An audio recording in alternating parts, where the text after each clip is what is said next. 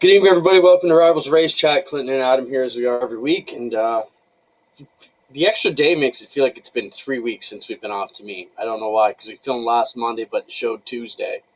Does it feel weird to you? It only feels weird to me that we didn't talk while the show was coming on, and we usually do. Today? Yeah, like when the countdown's on, we're usually yapping about something stupid. I was trying to get the last few pictures I forgot to send to Spencer for Peter Turford's segment coming up. Well, I see we're back at it. We're at banquet season. For us is Friday, which, geez, I don't know how great we feel about that. Sold our last table today, 70 tables deep.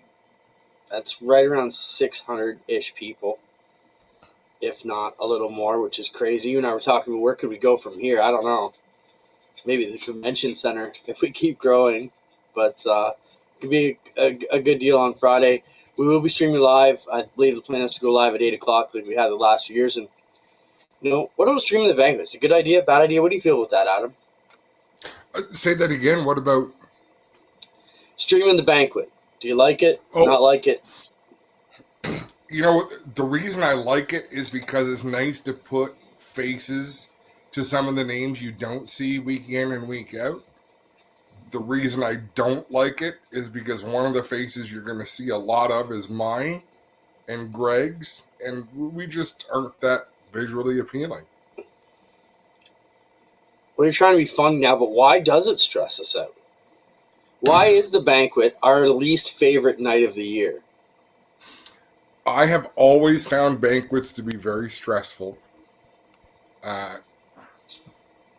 For one thing, everybody's listening, everyone's paying attention. Normally, if I call a race, there's anywhere from 1,000 to 5,000 people all looking the other way. At a banquet, they're all looking at me. Now, thankfully, we have screens, so there's a lot of that, but that really is a big difference, and it's an important night to these people and their sponsors, and we don't want to screw anything up, for one. For two, do you want my long answer, or did you want a short answer? Oh, we got an hour to fill. Let it roll.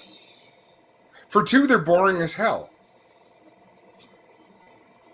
Yes, they are. And, we want to make it interesting and fun. At the same time, we don't want to screw around too much.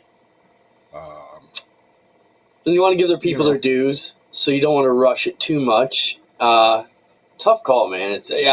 I agree with you on a few of those points. For me, it's the one time all year where we have the entire Speedway family's attention on everything we say or do. And that's a little bit stressful for me. It's what are we forgetting? Who do we leave behind? What did we miss? Those types of things. But, man, by Saturday morning, my backpack should be empty, and hopefully I have a good, fun weekend after that. And we can – really, for me, it's a turn-the-page moment, right? We kind of put all of 2025 to bed, and then it's all focused towards the next season, which this year we've been ahead. And I don't know, that's a trend around here, Adam. I've seen more and more. And even on our list today, down at the bottom, schedules coming out. Peter Turford's coming on. The SOS has their schedule out. I see the International Super Modified Association, ISMA, has theirs out. We'll talk to Peter about that. He's a super modified geek, I guess is fair to say. Peter goes way back with the history of that. I guess history. We'll jaw on about that, what it means. Flamborough on that schedule, Adam, which is a big deal. We'll talk about how that's changed. In our talks today, we talked about Warren Conium and how we want to get him on to get his perspective on a few things. So, yeah. So just cap it off. Yes, friend, the Oswego Speedway Banquet will be this Friday night at 8 p.m. on G-Force. It's a little bit chaotic because we're still trying to finish dinner and deal with the service and all that, but we'll be having fun. We're going to try and streamline things a bit more this year. So, yeah, join us Friday if you're not doing nothing. Why I think it's important to stream the banquet now that we're streaming World, Adam. We give away the stream all year long. I think it's the final sentence to that, final chapter to that story. So hopefully everybody comes out. Anthony Dortono is also in our chats here. Anthony's doing a bunch of interviews now. He's out and about, so check out Anthony's YouTube page if you get a chance. We got you, Fitzpatrick says he JR. didn't send it. I sent it. I I'm sent going to you go back and look. his new email address, because it's Oh, different you than the sent me one a we. new email address. Yes, sir. I didn't pay attention to that. JR Fitzpatrick at CambridgeRigging.com. You just told the world what is Yeah, if you email need address. any rigging, there's no better than Cambridge Rigging. Look him up. All right. JR does a really good job of sharing the work that he does online on social media. He'll throw out some questions, poll. Today's was about steering wheel size. What do you prefer and why? He keeps the conversation going, and that's pretty cool. All right, we're working on getting some links out here, JR. Hang tight. What else are we going to talk about? Peter Turford's going to come on the show. Matt Williamson should be joining us at some point here later tonight. Okay, well, what was that email again? Did you send it to me? I sent JR Fitzpatrick at CambridgeRigging.com. All right. I'm on it. Yeah. Listen, you guys, what kind of viewers do you think we have that would spam him? Well, I mean, you tell what Spencer just said. God, we're so out of whack here. Okay, I found it. I'm just glad, I'm excited it's not me. Because I have always been the one that just drags us down that little bit, keeps us at Bush League. And it thrills me to know that it's in this moment, it's not me. I even just changed my shirt because I had a stain on the shirt I was wearing. Dude, this is show 295. I've changed my shirt 294 times before we go on the air. Every week, it's the last thing I do. I don't walk around sporting the gear all day. You have a lot more apparel than I do. That's a talk bit I want to discuss too. The team at Epic, they can afford to clothe you. They can't afford to clothe me. I've got like 4 sweaters of everything. I mean, in total. So let's talk about that. What do we do with our old racing clothes? Okay, so I'm sure a lot of people here on this chat have had the same type of talk same thoughts that I have. You got so many of these race apparel stuff, you can't wear it. I can't wear team stuff to the racetrack because it looks like I'm favoring it, right? I also don't want to just give it all the way to the Goodwill in town because then I have to see everybody in town wearing my stuff. Yeah, it's a double-edged sword. My father-in-law, any hats that I got usually went to my father-in-law. Oh, man, I have a collection of hats here above me on the shelf. It's insane. Right here on my desk, look, I got my hats just right here. Oh, just an abundance. I'll bet you $100 the hat on your head would look like a little beanie on my cranium. I'll take that bet. I believe that Fran still has a 1970s Humberstone shirt. It's like those old Cayuga Speedway jackets. Remember them? The satin ones with the snap-up buttons that Bob Monroe definitely still has. Yep. Talking about old-timers, we lost Kenny Hangauer. So thoughts go to Kenny Hangauer.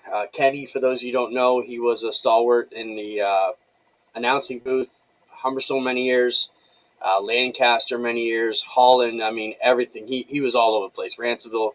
Kenny worked a lot of places. And kind of the elder statesman for a lot of us coming. I mean, Fran, help us out here, but when he passed, he had to have been all in 95. Had a radio show, right to the bitter end.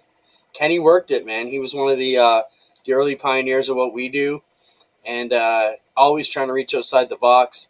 4 decades of announcing. Yeah, Fran says so. Yeah, going to miss Kenny. Just a real gentleman of the sport, too. All the best to his family as we move forward. JR, you should have your new link in your email. I hope you have it.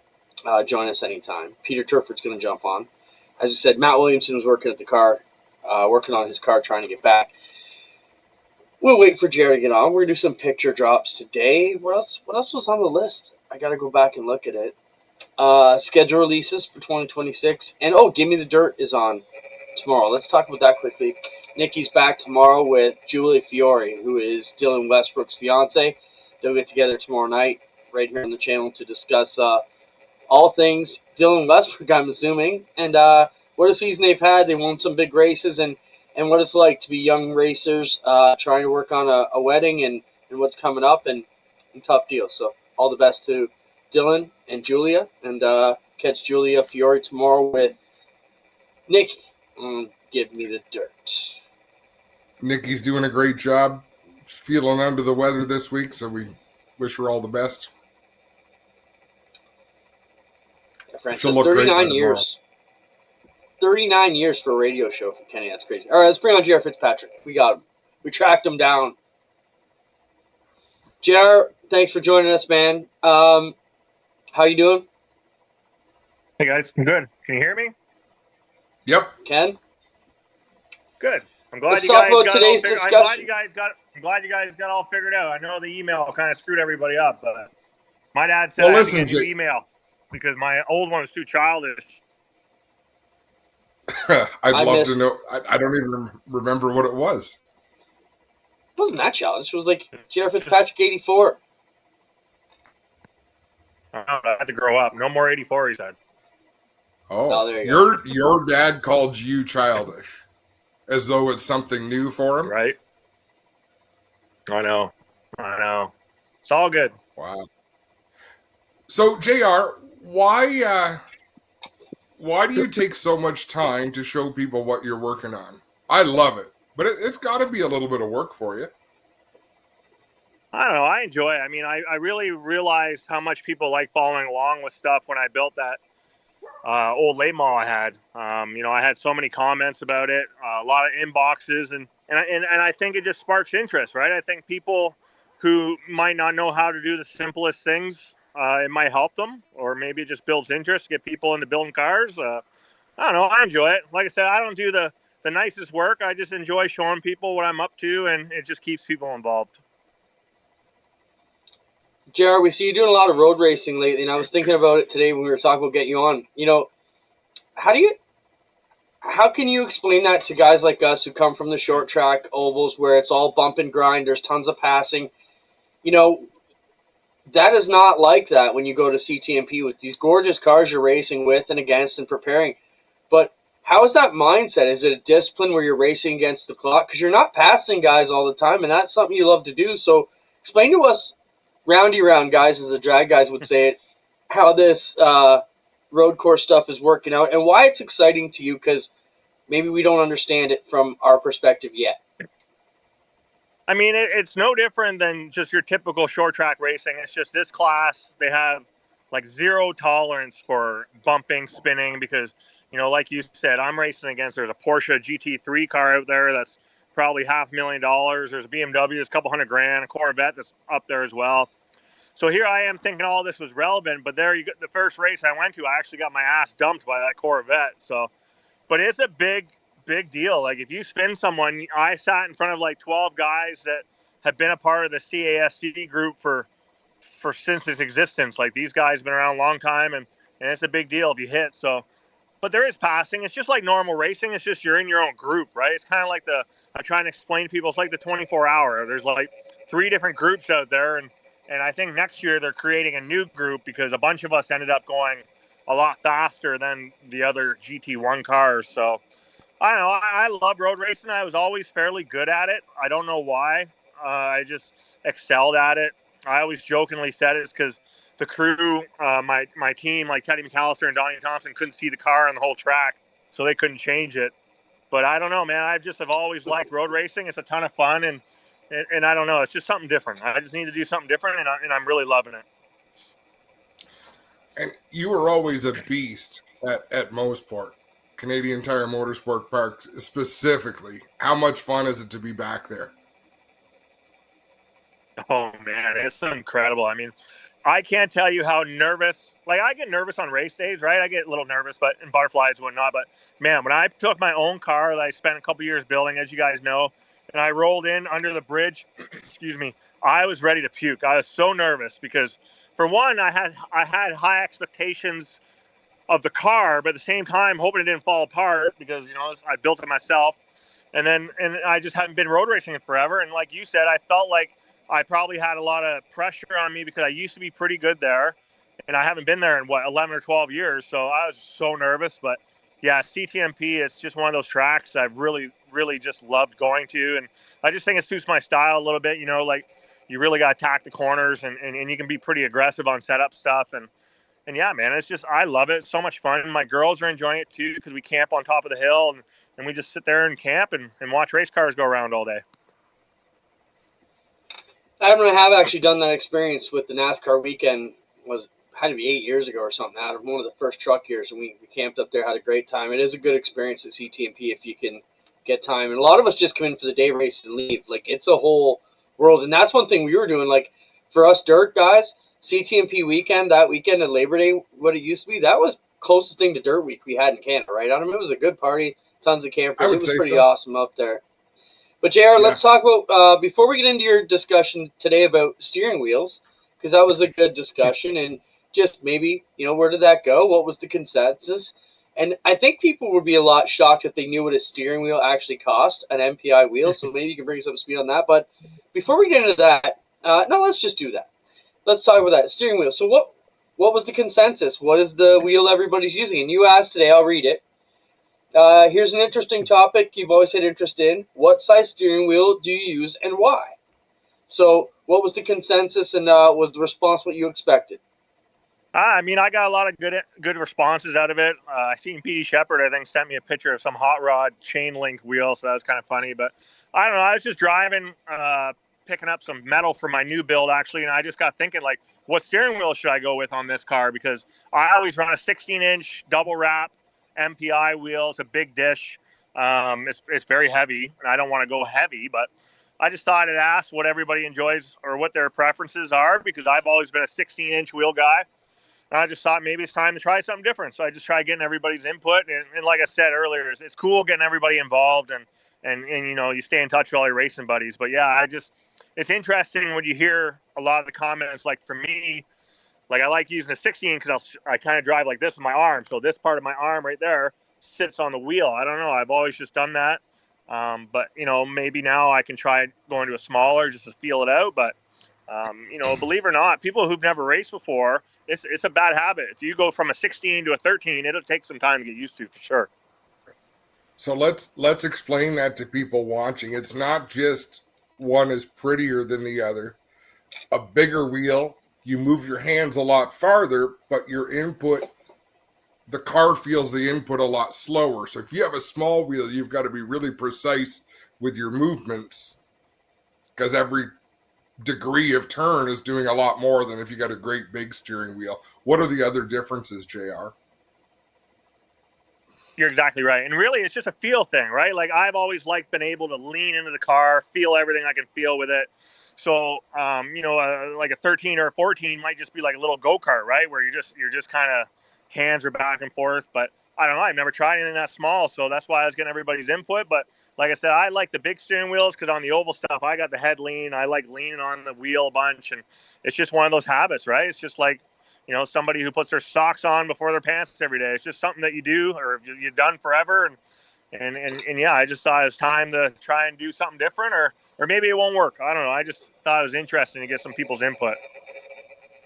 What's an MPI wheel going for these days in Canada? Oof. So I know my double wrap 16, because it's custom, because it's double wrap. Like, it's probably like that thick. When I last got a wheel, it was like $587. So that's before all the tariffs and all that stuff now. So who knows what it is now. Will you fit in a super modified, JR? Buddy, if I could get in a super modified, I'll make sure I get in there. How much have you been thinking about it since you saw it on the Flamborough schedule? I've already matched a couple people, see if they have any connections with anybody, because it's on my bucket list. I absolutely love to do that. I mean, my dad and Brad Lichty used to do a lot of business together, and I don't even know if he has cars anymore. So I would absolutely love to try it. Like I said, I'd be down to rent one for that race just because I'm assuming at Flamborough, like now, I would assume cars there would be what, high 12s maybe? They were 13 flat the last time they were there, and that was 1982. Yeah, so they'll be mid 12s for sure, I think. Because, be honest, Flamborough hasn't lost a lot of speed. We've seen that Well, in Supers this year. That was a different Flamborough, right? That's well before the repave and the reconfigure, but probably similar. Yeah. Yeah, no, I'd be down to try that for sure. I'm trying to think we're discussing it today. We were talking today, Adam, about the width of cars and how they would have changed and how's that can change. Those are big tanks now compared to when they last raced at Flamborough. So I don't want to spoil it. I had a good chat with Warren Conium. And the nice thing about Warren is he still keeps it pretty real, but he says he'd love the tight racetracks like Star Speedway. He says Flamborough's a lot like that, but he enjoyed that, even though he raced, like he earned most of his fame at Oswego, which is a big, wide place. JR, you've always said you love Flamborough, tight confines. Why? Again, it's like CTMP, right? It's like I still remember the very first time I went and tested there. It's just one of those tracks, right? I adapted to so well, and yeah, I don't know, man. That track, I just feel like I go around there with my eyes closed. I know every bump. I know, it's just one of those places I just love going to, and it drives me crazy when people say, "Oh, it's just Flamborough, it's this and that." It's like, man, the track you can race up, in the second groove all day long. It's going to take the guy in the bottom, guy in the top to race clean with each other to make a good race. So Flamborough's put on good races in the past, and yeah, it's just a wicked track. JR, what can you tell us that's concrete for 26 for your program as you know now? I'm going to dabble in a handful of supers for sure. I don't know if I'm going to go back full time. Probably just do some of the bigger shows. I like to go over to Owasso. And then I'm building a new road course car right now. I'm going to try and sneak my phone and see if you can see it. I'm just got a body just kind of sitting on it there. It's hard to see. It's right there. It'll be a legit road course car this time. I took a lot of the parts off my 44 just because it's, I want to keep that car together. I don't want to wreck it. But I'm going to do a vintage Hanley wedge style 81 Camaro body on that one. It'll look pretty cool, I think. I'm just messing around, just trying to see how it all looks. So, and then, I don't know what else. I'm trying to get into a lot of things again next year. I like to do the road course stuff, super, and just dabble in whatever I can. JR, I want to bring something up right out of left field. Kyle Steckley announced today that he's parting ways with Rhett Jones Racing. Still has the support of APC for next year. You've been down the road of trying to go down south and find success, and you got your opportunity to run trucks. Did you run many Xfinity races? Yeah, I think I ran 10 or 12 or something like. And I know everybody always talks about how good the truck race, and I really love that truck race at Daytona, obviously fourth. But to be honest, I'm more proud of finishing fifth in Xfinity at Montreal because Daytona is Daytona, man. Like if you have a good drafting truck, you stay out of trouble. You can finish pretty well there. Still proud of it, but I'm more proud of the Xfinity fifth place in Montreal.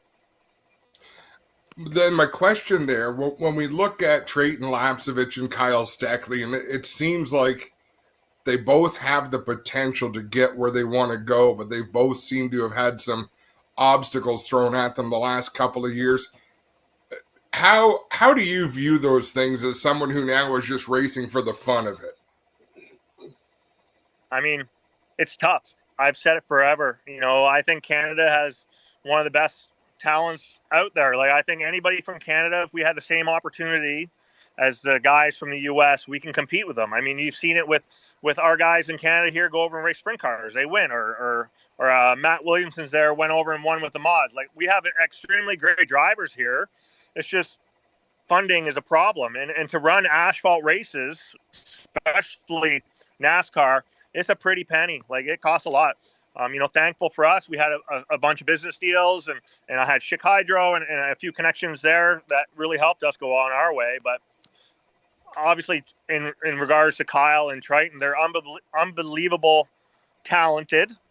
It's just, they just got to find a seat where they can get their shot and hopefully have some backing behind them to just prove how good they really are, and then just hope for the best, right? Because I know they can do it. They're both great drivers, and I know there's a bunch of people here that can do it. It just seems harder for a Canadian to go down in motorsports and latch onto a full ride. That's all. Spencer, show the picture of the wedge car that we showed last week. This is kind of what JR's talking about building here, which is pretty awesome. Yeah. That's going to be wicked. JR, let's talk back quickly before we let you get warm, because we appreciate you standing outside and give us some good signal here. Let's talk about the reason we had you on last week, or tried to get you on, was to talk about the Oscar taking back the super late model division here in Ontario. It kind of got diluted, let's say half decade to a decade ago. Where do you see that going with Gainforth back at the helm and Oscar Super Lates coming back together? Yeah, first off, sorry about that, because I know a bunch of people messaged me about why I wasn't on. My flight got canceled. I went to Newfoundland there. But, yeah, I think Oscar is doing the right thing by putting all their eggs back in their own basket. They stepped away to get some help with the United Racing Series, and I think it helped them. It's just Oscar was always its own brand, right? Everybody knew what Oscar was. Even when I was telling people about racing Super Late, they're, Oscar. No, it's not Oscar. It's just Super Lates or whatever. But Glenn Watson did a great job keeping the class together for all the years that he did. It's just, he wants to go race. So taking the pressure off him and Dave, I think will be able to move in the right direction. In my opinion, just the supers in Ontario need to do some kind of a change, because everybody I talk to wants a super. They all want a super. They're pretty much the same as a pro, but the engines are so much money. So, they got to do something in regards to that. Go to a couple tires a night or something. They just got to get the cost down, because, that deal is a ton of money, and we're not racing for anything. So, they're a badass race car, and I'm going to support Dave and Oscar the best I can. It's just, I think Dave will steer it in the right direction. Right on. Is there a way to build affordable horsepower in a super late, JR? Not when the rule book is one page, buddy. There's no way. Okay. I got one last one for you, JR.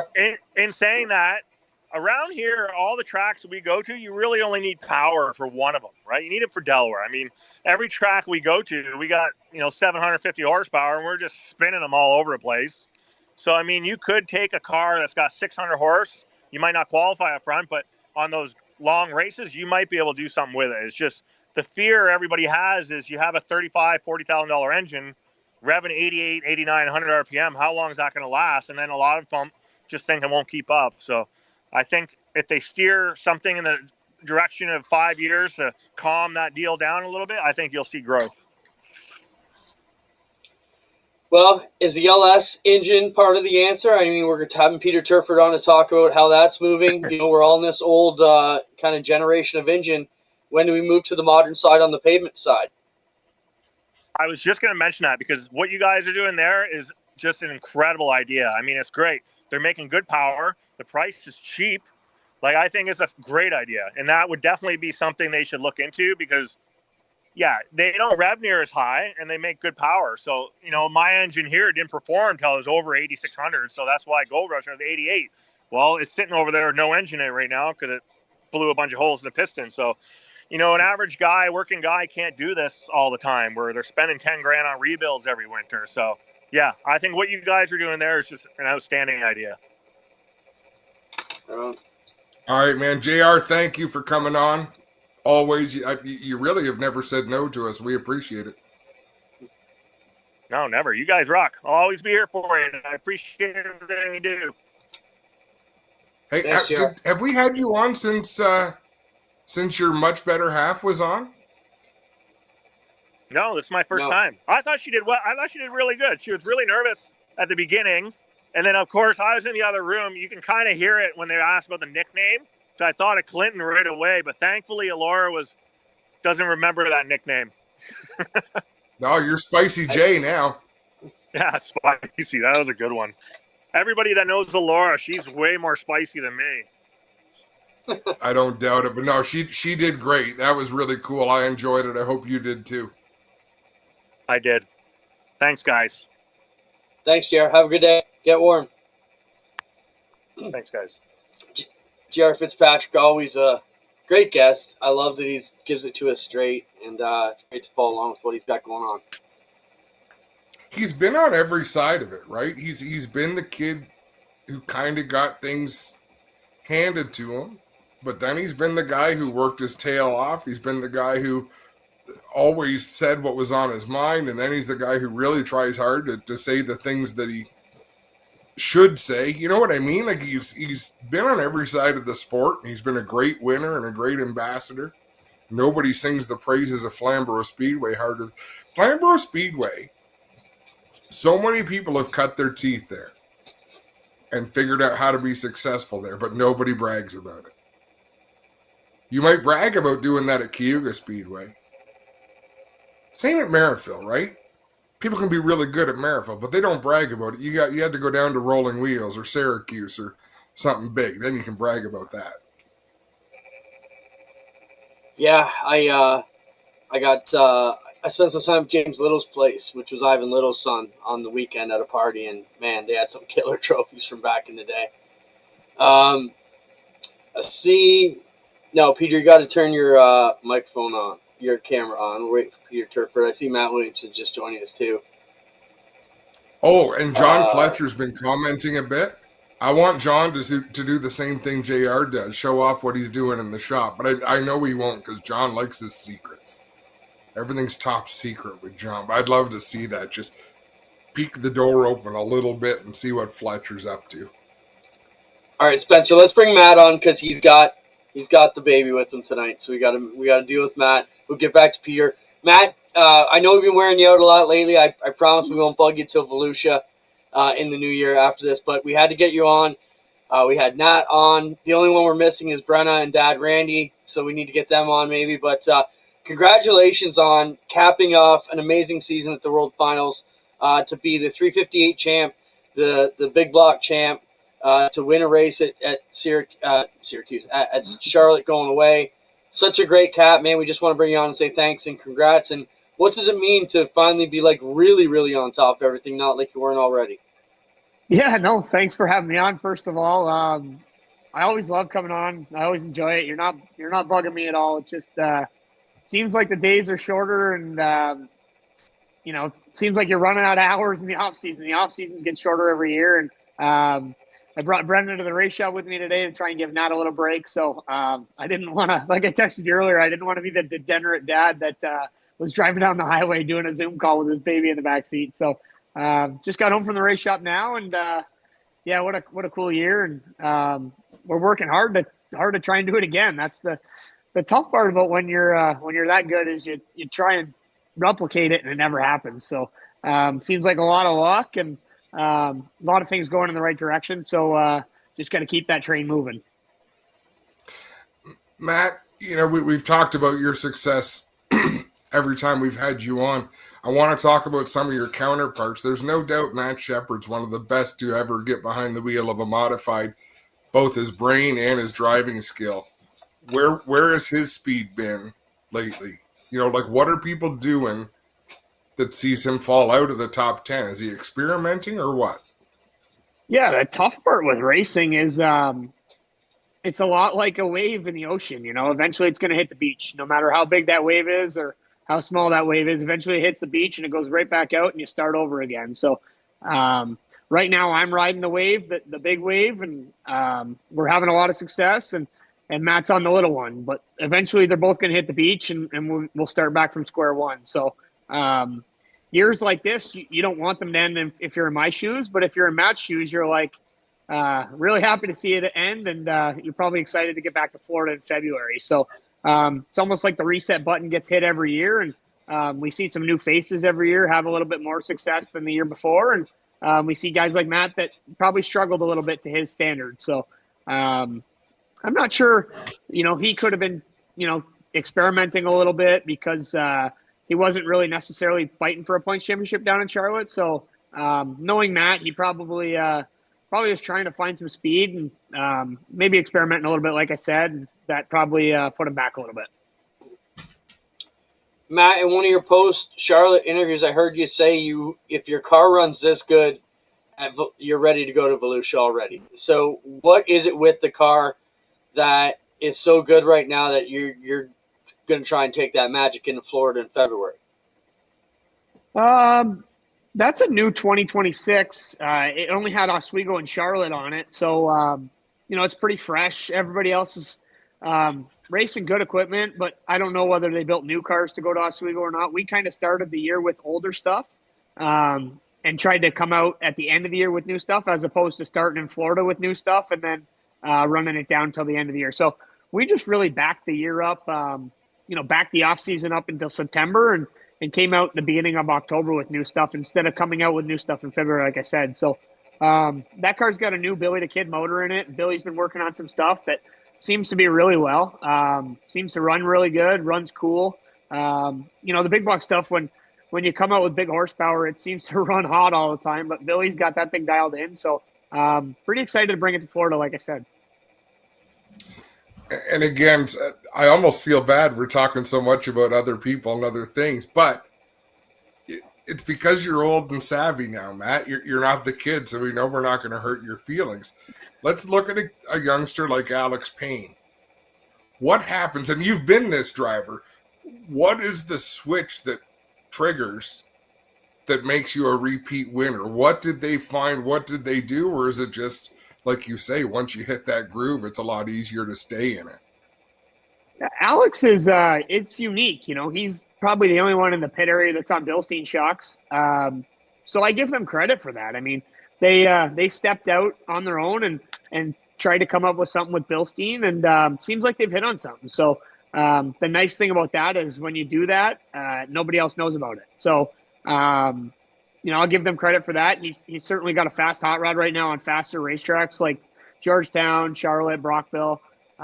Those are places he runs really well at. And the kid's a gasser. He definitely gives it 110% every lap. And, if you're leading the race like I was in Brockville and he was second, I knew that he was going to do whatever he could to win that thing. So kept me on my toes. But, there's a lot of young talent coming up. I seen Logan Watt won this weekend down at BAPS. Alex Jankowski's obviously really good. There's a ton of young talent coming up, and it's cool to see.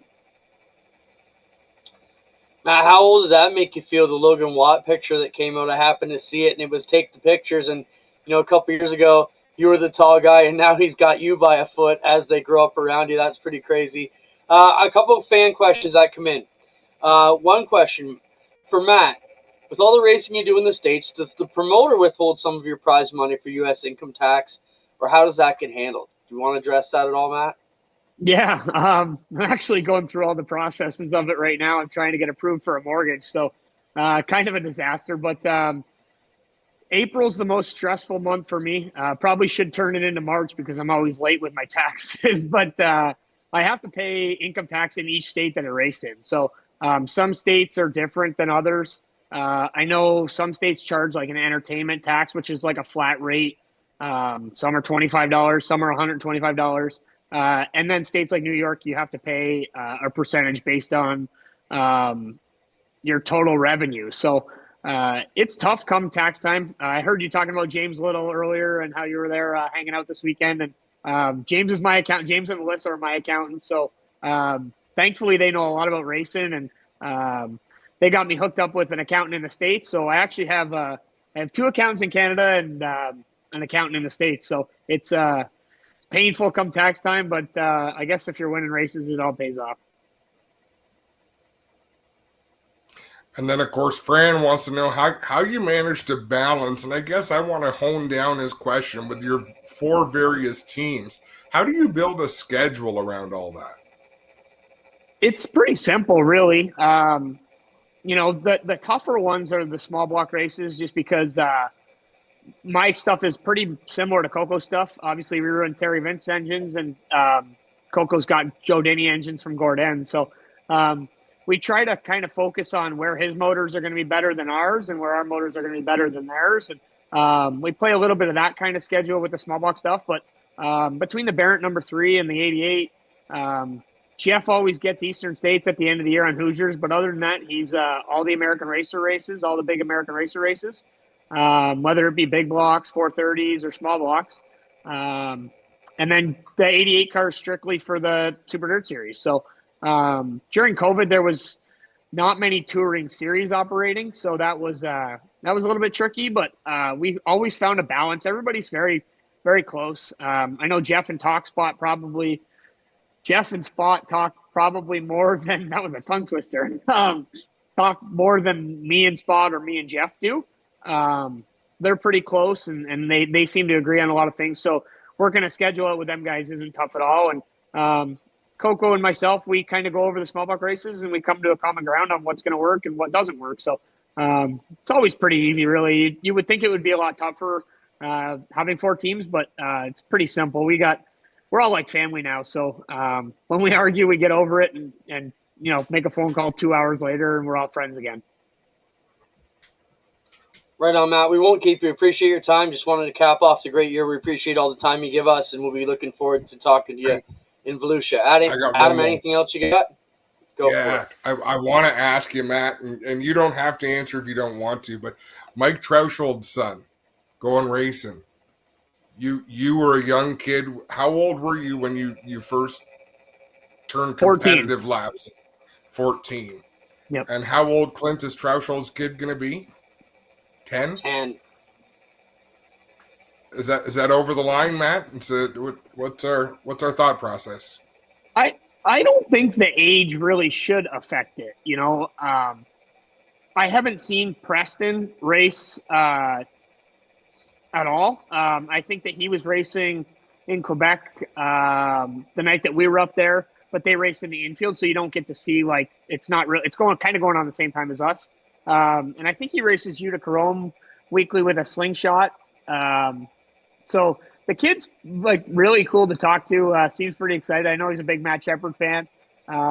Goes to a lot of races because obviously Mike's there too. But I think, like I said, I don't think age should really affect it. If the kid goes out and does good, you shouldn't treat him any different than a 16-year-old that goes out and does good. But if the kid goes out and he's a meathead, obviously it should be addressed and maybe give him a couple of years to grow up and grow into it. But in saying that, I know a lot of 55 to 70-year-old race car drivers that are total meatheads too. So, and sometimes me being 35, I can be a meathead as well. So I think everybody has their time. Obviously you want to be mature about it, but give them a chance. And it sucks when you take away from that because who knows if the kid's the next Kyle Larson and could be great. He could have 3 years of experience before he's really even supposed to be allowed. And, shouldn't take that away from him.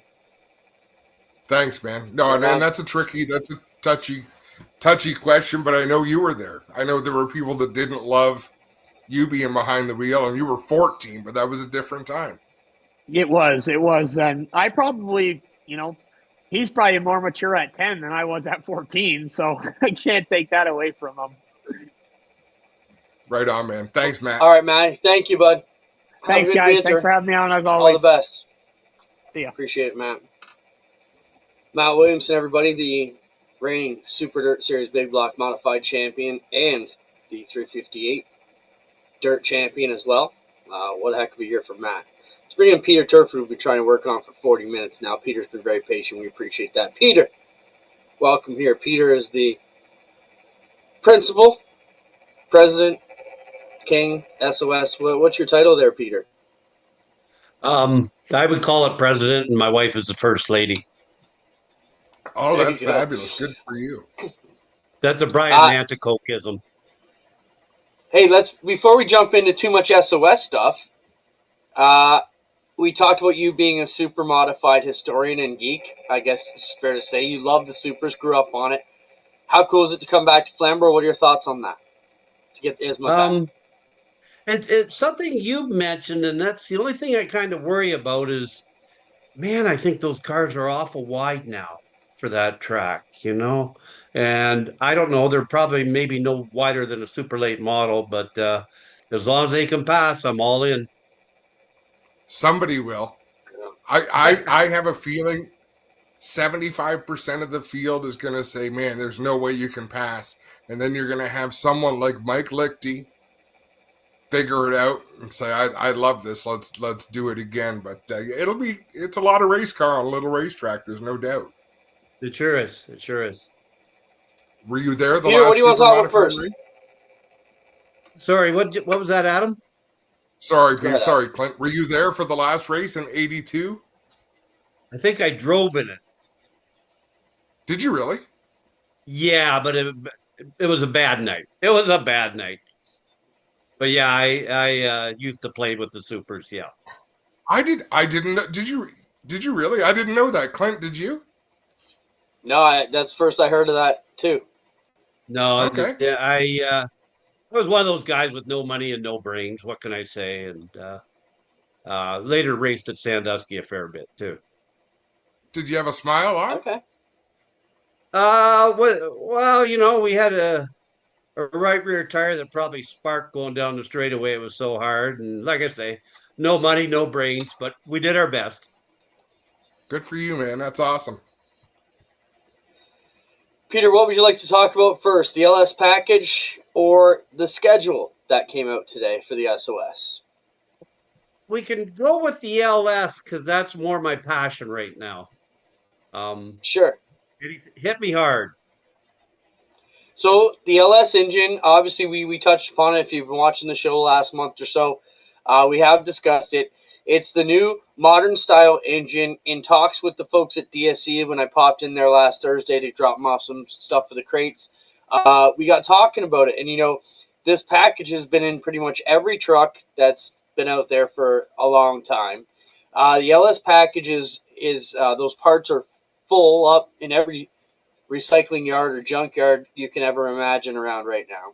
So the parts are abundant, they're cheap, there's a lot of bolt-ons for it, and there's been a lot of push to get us from the 1950s, 60s, I believe it's the 18-degree head style that most of us are used to this new modern style engine. And Peter, you guys seem to be the first ones around here to really take that jump. What is pushing you guys over the edge to make the leap to allow it with the SOS to run the LS package? Well, there's probably about three different things. Knoxville runs a version of the LS as a totally separate class. The Australians are running them with 360s. The Knoxville ones intrigued me when I saw how well they went, and the crate sprints. And what the real genesis is I looked at crate sprint lap times to see where they were versus 360s because I was hard up for cars and I wanted to see if a freight could be semi-competitive. And the mathematics showed that the front five of a crate feature at the end of the night would be competitive with the back five of a 360 feature. And sort of a similar thing with the Knoxville numbers. The track is so big, but the LS sprints that run there were within a second of 360 lap times, and they weren't given a weight break, and they did have a carburetor restrictor on them. So I honestly felt the potential was there with the weight break that they could be darn close, if not competitive, with the 360. Excuse me. So that was the impetus. And again, the pricing on a 360, an LS is quite competitive. And then to even top it off further, excuse me, I have a cold. I don't know if you guys saw the news, but Dart Foundries is in a lot of trouble right now because they don't know if they can get their blocks poured anymore because their foundry supplier has been bought out and shut down. Oh boy. So those are the things that work there, Yeah. No, it's interesting for sure because it's kind of cutting edge, but it always seems like there is a compromise, Peter. And when you have to compromise and you talk about weight breaks or weight penalties, trying to balance rules, how much harder is it when you're on a series that goes from Brighton to Oswego to Buxton? How do you make that work? Because what works at one track is going to lean heavily towards a different setup at a different track. I think the biggest challenge, in all honesty, will be Oshweekon. You guys both know that when Oshweekon is locked down and fast, it is fast and can take everything you can throw at it horsepower wise. And that's where I see the LS suffering is early in the night, probably most nights. I don't think the 75 pounds will get you all the way there early in the night, but it will later. Excuse me. No, Yeah, those you're nights all though, good. Peter, when the track slicks off, it could be right there with them. What type of response have you had? Do you have any teams jumping at this already? Or are people just kind of, testing the water? Well, I understand there's a couple teams looking at putting down deposits. Excuse me. And I think, like everything else, it's going to be wait and see. My frustration with all of it is that I would like to see it grow just beyond us. But I think we've got a good package, and I think now got a good jumping off point for the crate guys who want to move up without selling their wife or kids or anything like that. Mm-hmm. So There's a look at a the look engine at there. what the car looks like, or the engine looks like between the frame rails. There's got to be some advantage just to having the weight that low. Yeah, and I think what you got to realize too is where the weight now is more towards the back wheels, because the front end's now not as heavy, so you're getting more weight shifted to the back. Hopefully, traction will gain from that. I got to Peter, go off topic here for a minute, Peter. What's on those shelves behind you? Every Oswego Classic program from 1968 up through about 90. Every Indy 500 yearbook from 1946 to 1998 when they stopped printing. Oswego Classic programs, classic only. Indy Library. It's the Turford Motorsports Reference Library. I had a feeling. That was going to be a gold mine. Yeah, it is. I'm quite proud of the collection. John Fletcher is asking, is this a built LS or a crate style? I guess the answer to that, Peter, would be it's a built because it's built by the registered builders that we use here for the crates. So there's 4 or so builders that can put this engine, maybe 3 that can put this engine together. They are putting seals on it. So it is built by the engine builders and sealed by them, but it is a built motor, not something that's coming from the package in a package like the 602 did. There's a quick look at the rules. And Peter, you were even refining the. Go ahead. It's a bastardization, to be quite honest with you. And it's the old problem of we've tried to give the engine builders some room. We've left the cam duration open, but not the height. We've allowed different connecting rods and things like that, but they're still limited to the total variety. Trying to keep things to cost to a minimum. Basically trying to specify parts and components that will do the job without being over the top diamonds, like no titanium valves and things like that. But if a builder wants to do a little work on the top end of the motor, he can with cam and that, but not with heads. Does that answer your question? Yep. I think it does. Let's look at the schedule, Spencer. Go ahead, Adam. You can talk. No. So more of a spec package than a crate package. And for those who... Well, a crate package is something you really don't touch. Everything is meant to be as it came out of the factory. A spec package just gives various builders basic guidelines that they have to run to and keep things affordable and keep things fair. So it's pretty exciting. Yeah. And actually leading to the schedule, pardon me, I'm an old man. The and this actually leads into the schedule in that I've got teams now that one of the things, and you probably know this as well as I do, Clinton, our 360 teams are always looking at number of races they have on the motor.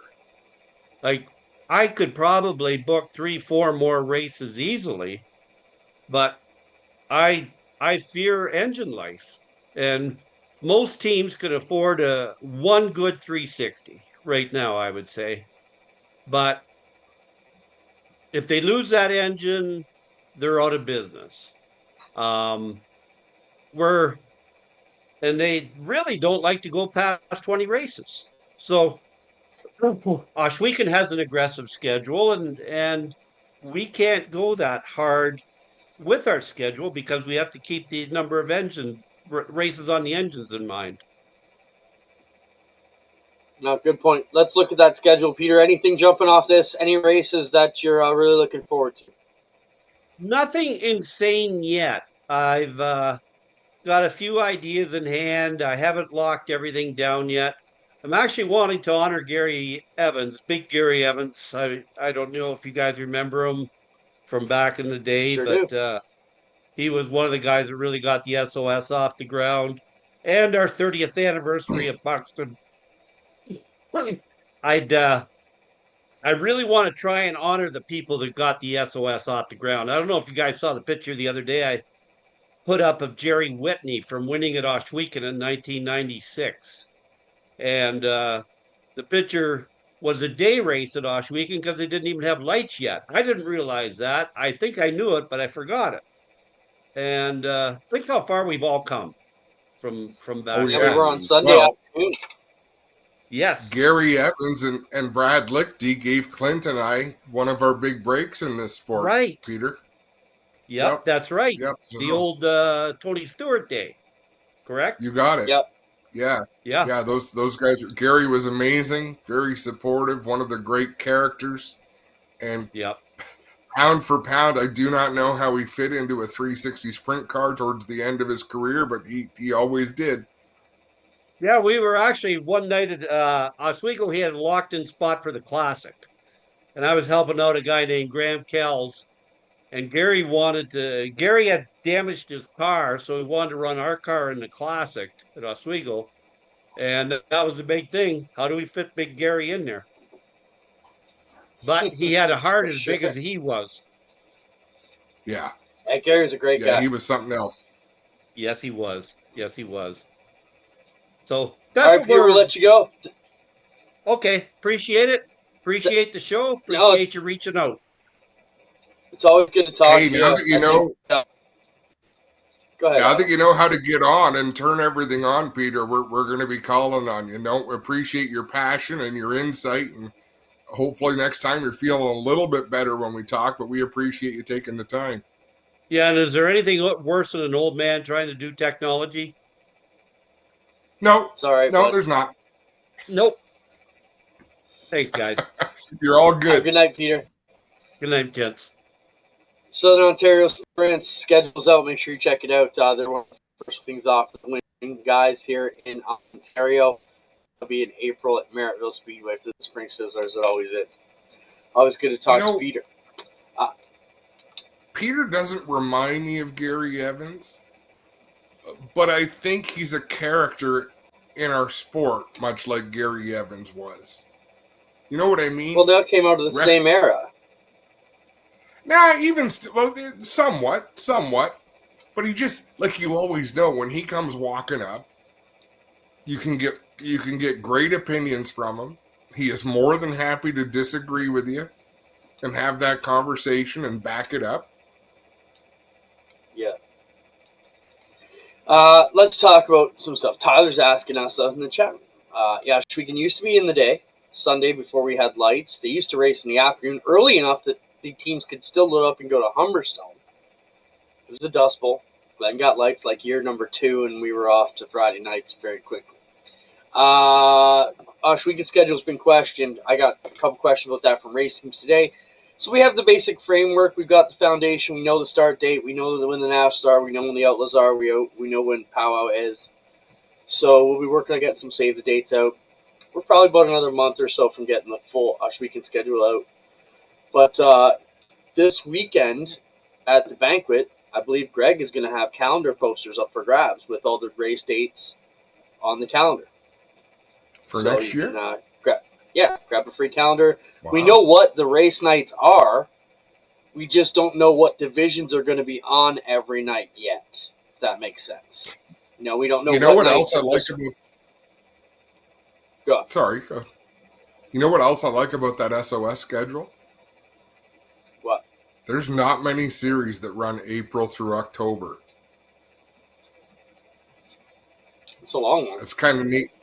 Yeah, and a limited number of races, but the last weekend in April and the first weekend in October, you're getting your money's worth. That's Flamborough Speedway-esque. Let's look at a few pictures and then we'll go home. You are. We're already both at home, I'm- but you know what we do. Go home. We can go eat. This came out today. Oh, Spencer's in a hurry to get out of here. I didn't even call for it. He just throwing them at us. This came out today. We just touched upon it earlier with Jared Fitzpatrick, Kyle Steckley, parting ways with the Rhett Jones Racing team. It seems to be amicable. All things good. What it does note, he's excited to continue the journey with AP Auto Parts Centers into 2026. And if you read between the lines, Kyle was on our show a couple weeks ago explaining that he's not ready to announce anything, but big things are in the works. So it looks like APC and Kyle are moving on to some bigger, better things. Not to say anything against Rhett Jones, but moving on to some other new opportunities, let's say. Yeah, that surprised me, though, Clinton, that announcement today. Because the way those entities are intertwined, I'll be curious to see where it goes from here. I got a few things to say, but I'll say it off the air because I don't want to attribute it to me, and I don't want to get all twisted in it. Just some outside thoughts. Fair enough. All right, moving on. What else you got, Spencer? Dusty DeVore sent me this today for picture drop. These are the DeVore brother cars from the last, what was that, 10 or so years, and where they finished. You notice on the left column, Trevor, all gold, all blue. Timmy in the middle's got a different NASCAR retro look every year. And Dusty's kind of the same over there on the right column. But it's cool when the racers document all their history like that. Always neat. What else? Man, I battle these guys all day, Adam. This is my life here. We found the guy telling everybody how to run the racetracks. Oh, boy. You didn't like that one, Spencer? You threw it off quick. All right, let's go to the next one then. Yeah, I did. You didn't even let me linger and joke about that. Oh, it came back. Yeah. You know, at least one of the guys chirp me every night looks like that guy, right? All right, let's go. It's just like the other one, that Dr. Seuss. How to run a racetrack. I can't unsee it now. You know what? I'm going to ask Spencer to do this. Put that picture up one more time for 5 seconds. There is one thing in that picture that should make you very uncomfortable, and it's on the table. Yeah, just let it go.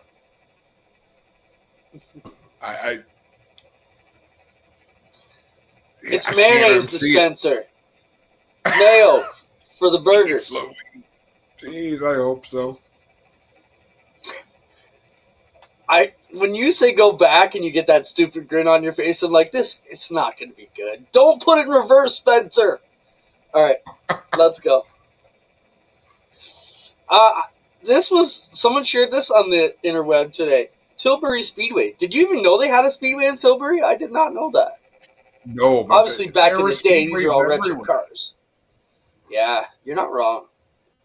We grew up like 50 years too late in the sport. I suggested that to you in our chat there a couple of weeks ago. Just get the DeLorean and go back to like the 60s? Yeah, it wouldn't be so bad. I don't think I could yell through I remember I had an argument with Gordy Wilson because we were bringing technology, and he fought me because he did not want a wireless microphone. We don't need technology in this sport.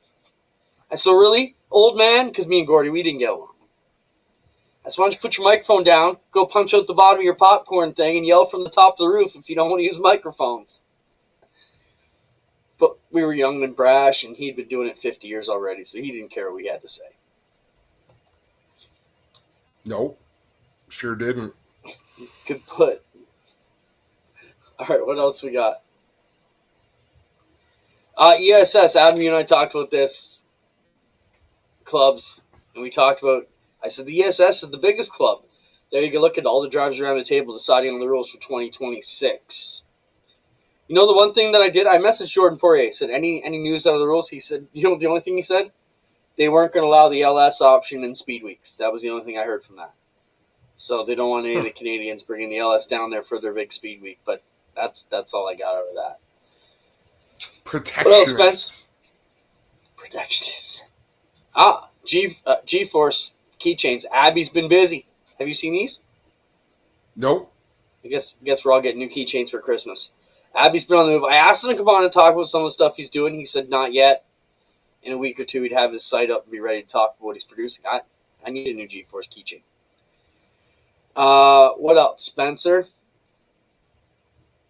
I just had to send this picture through today, Adam. It's like the classic Barefoot Bob look on Timmy's car. It's just, that doesn't make a dirt fan smile. I don't know what will. It's pretty cool. Hard to believe T-Mac's the old man in the sport now. You see who the sponsors on the back corner of that? One of our other friends. Yeah, it's Greg Bellier. Yeah. Greg's been around, gentle giant here in the sport. I already reached out to Greg to see if he had a UNP cars we could rent. Maybe get some NASCAR stars up for our Outlaw weekend, and we'll see where that goes. We cleared the board again.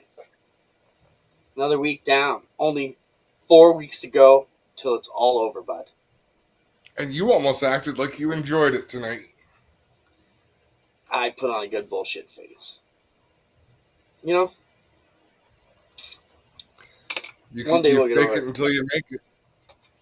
You gotta. You know. You should dress for the job you want, not the job you have, okay? Is that what you're doing? No.